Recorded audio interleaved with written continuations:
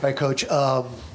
Defensive effort in the second half got a lot better. I know it was a little loose in that first half, but since you got it going, and that kind of helped kickstart the offense even further. Yeah, this is always a tough game, being on the road for 10 days, 5 games, and then you come home that first game. So we're extremely proud of our group to step up to the plate and take care of home court. And like you said, Graf, in the second half, I thought the biggest difference was our rebounding. Only 3 second chance points, and I think 2 offensive rebounds in the second half, and it allows us to get out in the open floor, and we shot the cover off the ball today. Yeah, I know they're going to ask about Brandon, but 25 made threes. We saw history. You know, just the shooting that you guys have, it's got to be pleasing as a coach. And Jordan Hawkins talked about it on the post-game radio, said just what Brandon and Zion do in the lane to bring everybody in is just making the guys on the wing shooting a lot easier. It does, and you saw it today.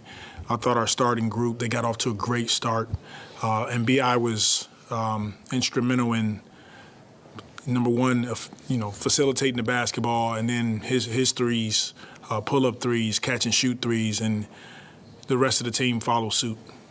What'd you like most about what Brandon did tonight? I liked it that he was aggressive from the start.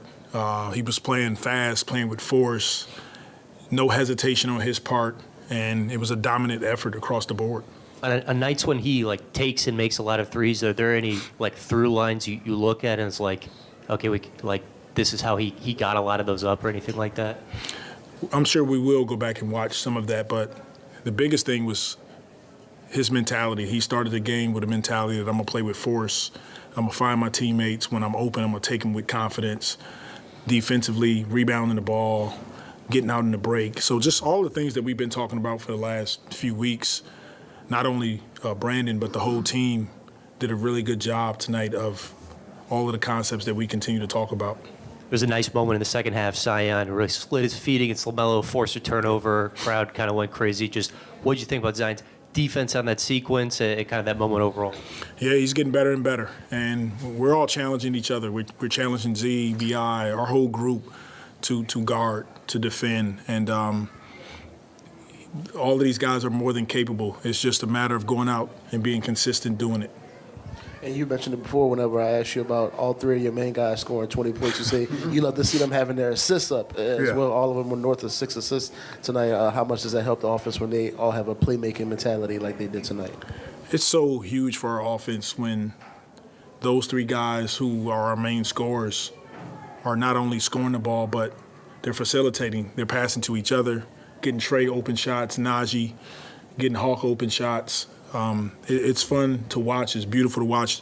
We want to try as best we can to continue to be consistent in that area, and that's the goal for us, is that, maybe we don't come out and have 25 threes, but we have a level of consistency in taking them and being efficient shooting them. And just we asked you over and over again about just the confidence Jordan plays with as a three-point shooter, but just the amount of tough shots he can make as an outside shooter. What's it like just seeing how he does that consistently? He doesn't play like a rookie to me. He's super confident, but he works on it. And he's in the gym every day with Coach Corey Brewer. They're working on his movement shots, his catch and shoot shots, shot fake. He's driving the ball, getting to the basket, kick out, respacing, all the stuff that we're seeing night in and night out. And the biggest thing for me is that he is over and over proving that he belongs on the floor. Willie, did you or anybody else on the coaching staff have a talk with Brandon since he had been in a little bit of a funk of late, or did he just come out and do it all just basically on his own? Well, we're in constant communication. Coach JB, myself, some of the other coaches, and it's just a matter of BI continuing to go out and be as dominant as he can each and every game. And some games, we have big leads, so he wasn't able to finish the fourth quarter and didn't have 20 points. But tonight, he made a concerted effort that he was going to get going early. It hasn't been too many games, but what do you think of that combination off the bench, Trey and Jordan, with their spacing they provide together on the court? The more we're seeing it, the more we like it. And I think it's hard for teams to match up with that shooting and spacing, especially when you put the ball in Z's hands or BI's hands and you have shooting around those guys. Their gravity allows those guys to get extra shots. Speaking of spacing, you guys are 4-0 when the team just attempts 43s. So I don't know if that's a direct correlation, but what does that do when guys are just open to take threes or just putting those attempts up, and kind of how that impacts your offense? We're 4-0 when we Yes. take 43s. Yes, just attempts. We need to take 43s.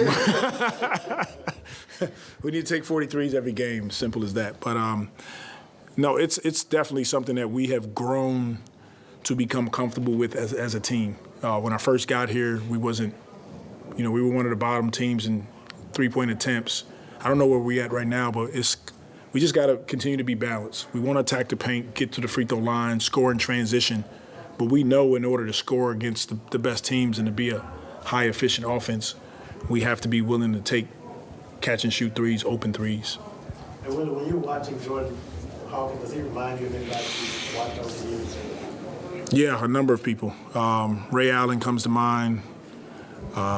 He has a bit of Steph Curry in the way he moves, and J.J. Redick and those guys that can just, Klay Thompson, that move off screens, and they come with such force and pace, and then the moment it touches their hands, you feel like it's going in every time, and he has that capability.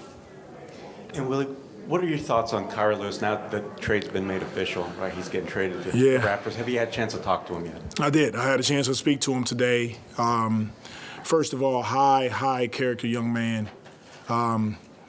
He handled this situation as good as anyone could in his position. Handled it with class, came in every day, worked his tail off, and we wish him the best. Unfortunately, it didn't work out the way we wanted to here, but we wish him the best wherever he goes. He'll always be, a part of our family here in New Orleans, and so we're grateful for Kyra, what he meant to our team, and his teammates they were all talking to him a little bit ago. So, just want to wish him the best moving forward. Thanks, Coach. Okay, thank you.